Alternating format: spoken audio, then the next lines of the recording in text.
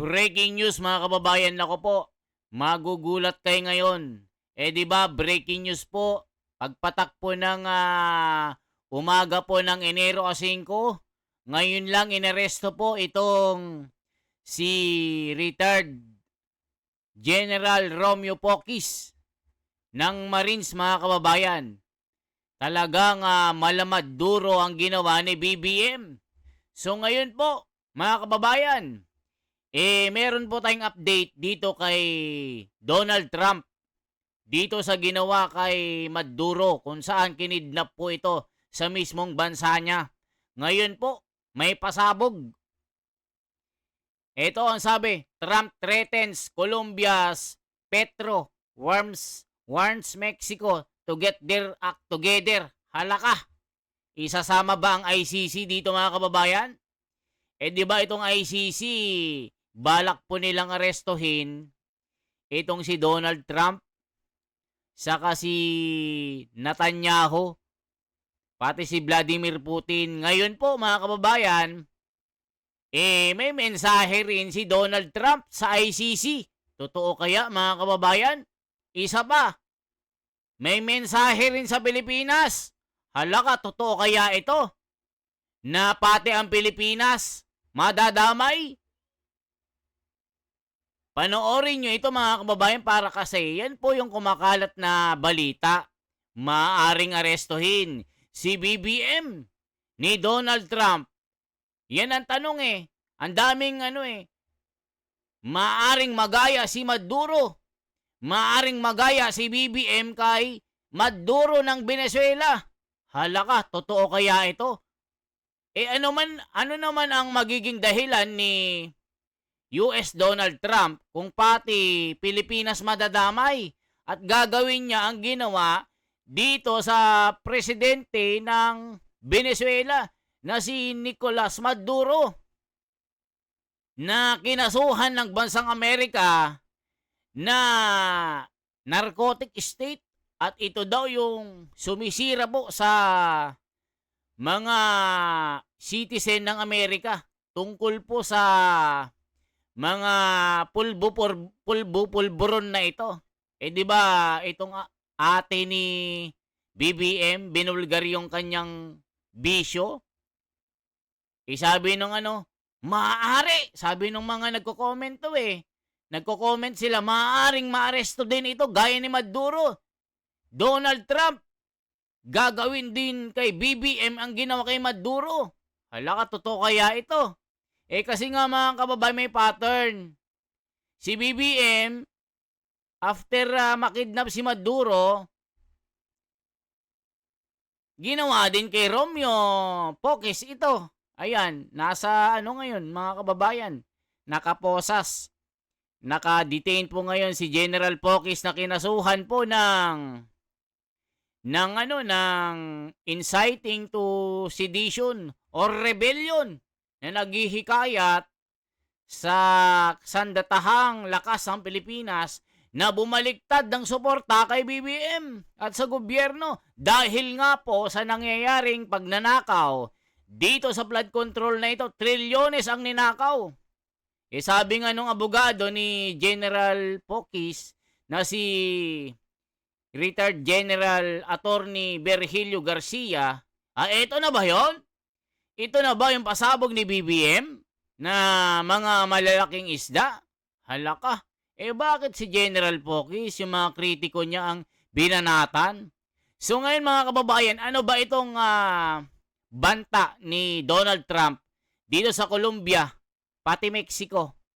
Ito, panoorin natin mga kababayan kasi malaki rin ang inaharap ng Amerika ngayon na talagang mayroon silang military armed conflict dito sa Venezuela. Naku, magugulat kayo dito. Ito po. President Donald Trump has suggested potential U.S. military action against Colombia and warned Mexico to get its act together. He also reiterated a threat to send the military back to Venezuela if, in his words, it doesn't behave. His comments come a day after American forces captured and detained Venezuelan President Nicolas Maduro in a surprise attack on Caracas. Maduro and his wife are due to appear in court on drug-related charges in New York later on Monday. Speaking to reporters on Air Force One, Trump insisted the U.S. is in charge, in his words, of Venezuela, even though the country's Supreme Court has appointed the vice president as interim leader. You just sounded like you weighed out another strike, another land strike at least in Venezuela. You sound like you weighed that out. But No, we haven't. We didn't need it. We were prepared to do a second strike if we needed. We're totally prepared. But that's off We're the still table. prepared. That's off the table now. No, it's not. If they don't behave, we will do a second strike. Now, Trump also suggested Colombia could face military action unless it curbs the flow of illicit drugs to the United States. Listen. Colombia is very sick too, run by a sick man who likes making cocaine and selling it to the United States, and he's not going to be doing it very long, let me tell you. What does that mean? He's not going to be doing it very long. He's not doing it. Ayan mga kababayan, itong Colombia daw, itong si Nicolas Maduro is a sick man or a sick man. And his business is a cocaine. Pulburon, halaka mga kababayan ko. Sabi nung iba kasi, nako, baka madamay si BBM dito. Maaring gawin ni Donald Trump itong ginawa kay Maduro. Nako mga kababayan ko, nakakagulat ito. Tignan nyo, approval trust rating ni BBM ay bumagsak ng bumagsak. Parang binahan ng flood control. Naku po mga kababayan, negative 3 hanggang negative 17. So ngayon po yung ICC mga kababayan, yari dito. Di ba balak pa naman nilang arestuhin si Netanyahu, little brother niya itong Amerika. O ngayon, nasaan yung angas ng International Criminal Court na ito? O kaya ba nilang Amerika? Yari sila dito. Sabi nga dito,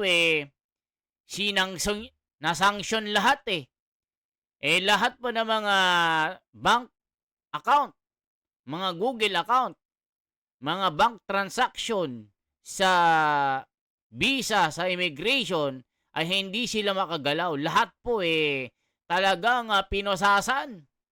OMG, Marco Rubio ask question he can't answer. Bakit kaya mga kababayan? Nako, ito po ituloy natin. Very low. He has cocaine mills and cocaine factories. He's not going to be doing it very So there will long. be an operation by the U.S. and It sounds good to me. Yeah. You know why? Because they kill a lot of people.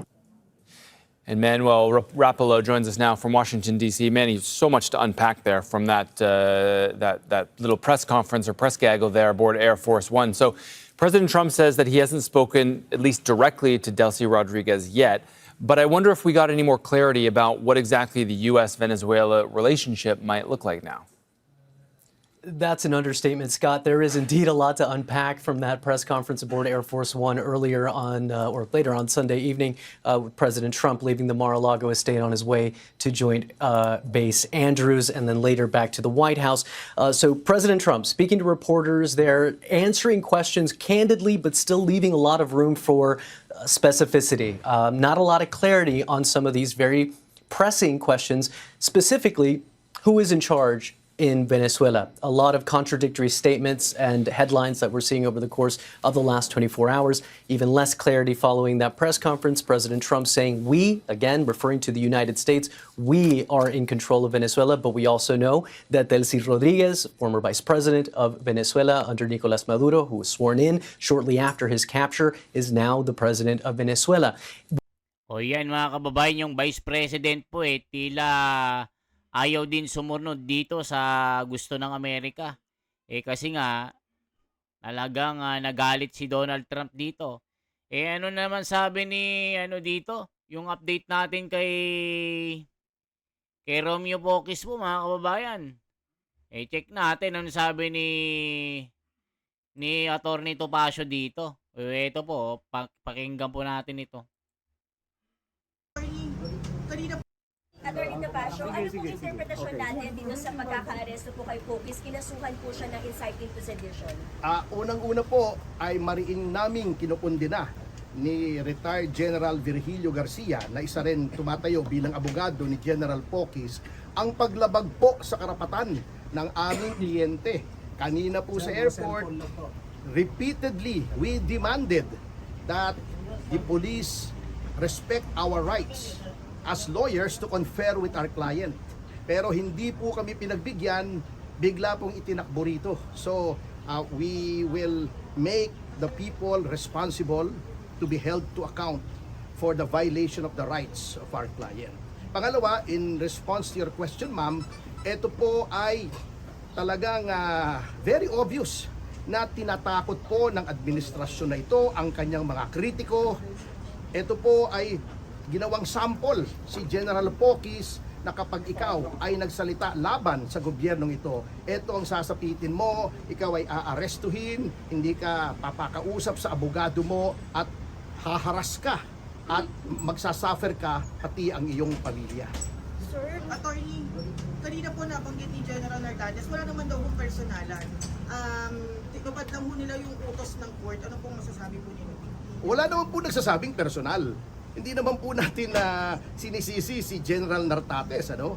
Ang amin po sinisisi ang executive branch na wineponize nila ang Department of Justice upang i-persecute, tuligsain ang mga sa tingin nila ay kalaban ng gobyerno. Kaya nga po, uulitin ko po yung sinabi ko kanina, nagpapasalamat po ako kay Pangulong Ferdinand Marcos Jr. at tinupad niya yung kanyang pangako na magpapakulong siya soon. Pero mali ang kanyang pinakulong. Sa halip na yung mga magnanakaw ang ipakulong niya, yung mga naghahabol sa magnanakaw ang pinakulong niya. So thank you po, Mr. President, for keeping your promise. Kaya lang, mali pa rin po. Pero attorney, ano sabi po nag-aaklas daw? Meron daw pong hinihikayat ng pag-aaklas daw po si Pokis sa Sandatahang Almas po. Hindi na po kami kaya maaaring magsalita dyan sapagkat the matter is with the courts and we are now covered as lawyers by the sub judice rule. So hintayin na lang po natin yung magiging kapasyahan ng ating hukuman. Saan po galing si General Ayoko nang sagutin yan because hindi naman ako authorized. Let us respect his right to privacy. I understand he was with his family, so let's leave it at that. Anyway, hindi naman po importante kung saan siya galing. Ang importante, saan siya dinala pagkadating niya sa Pilipinas. Sir, papakawalan din siya after? Magkano po ang bail? 48,000 po ang bail. Okay. Medyo mabigat para sa isang retired na general na pensyon lang kasi hindi naman po kontratista, hindi naman po congressman yung aming kliyente. So mabigat po para sa isang retirado na pensyon lamang ang inaasahan na magpiyansa pa ng 48,000. Papakawalan dito sir after magpiyansa. Turn over ko na kayo kay General Attorney Virgilio Garcia.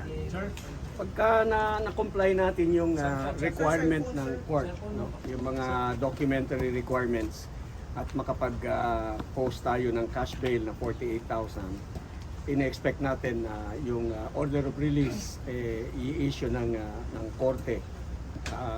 Hopefully very soon para hindi niya na kailangang matulog sa kulungan. Actually, alam niyo, gusto namin yung paalam sa inyo. Originally, we planned this to be very quiet. Ayaw namin ng ganito na gusto lang namin na pagdating niya, very quiet, we arranged with the arresting team ng Quezon City, CDU. Quiet lang. Aresto siya, dalhin siya sa Camp Karingal, po-process namin yung bail. Walang masyadong bruhahan ganito. Pero sila na yung nagpalaki ng issue na naging ganito na. So wala kaming magagawa. But you know, hindi ito kasi magandang reflection sa Philippine National Police. And I hope that under the leadership of General Nartates, hindi magiging lalabas na abusive yung ating Philippine National Police. No? Kasi unang-una, sabi, binasahan ng Miranda rights. Binasahan mo ng Miranda rights. Unang-unang sinasabi doon, you have the right to counsel of your choice. Oh, andun kami, nag-i-insist kami, we want to talk to our client. Ayaw kami pagbigyan. So that was violated right there.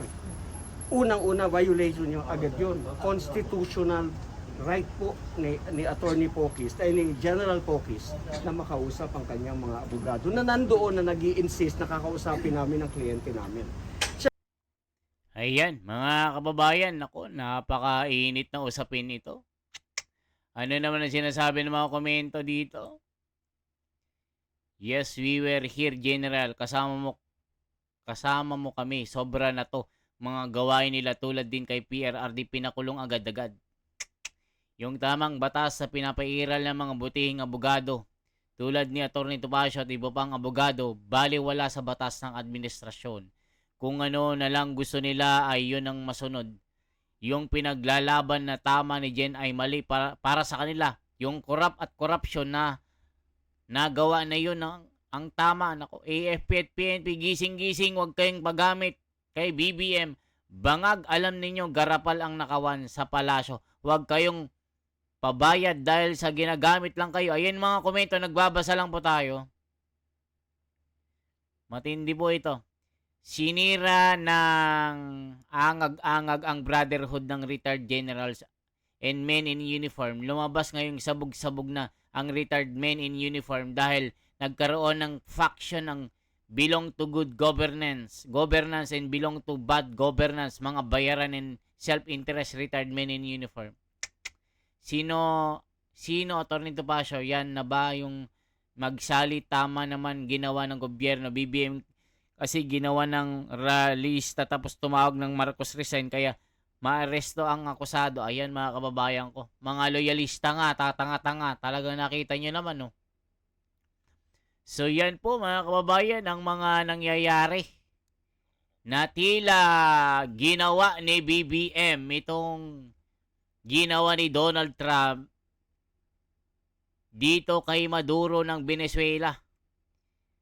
Talagang inaresto rin itong si General Pokis na kung si Donald Trump ay sinugod po ng mga missile, mga pasabog, mga helicopter, mga marines.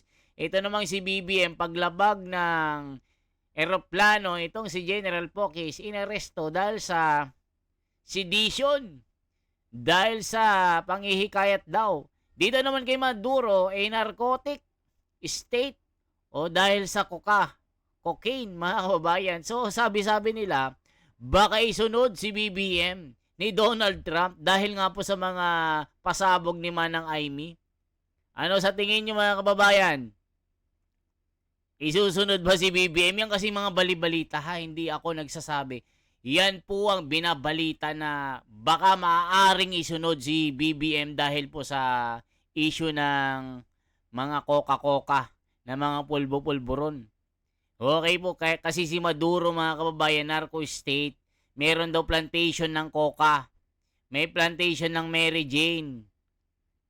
Siya po ang pinakamalaking supplier ng pulburon sa buong mundo.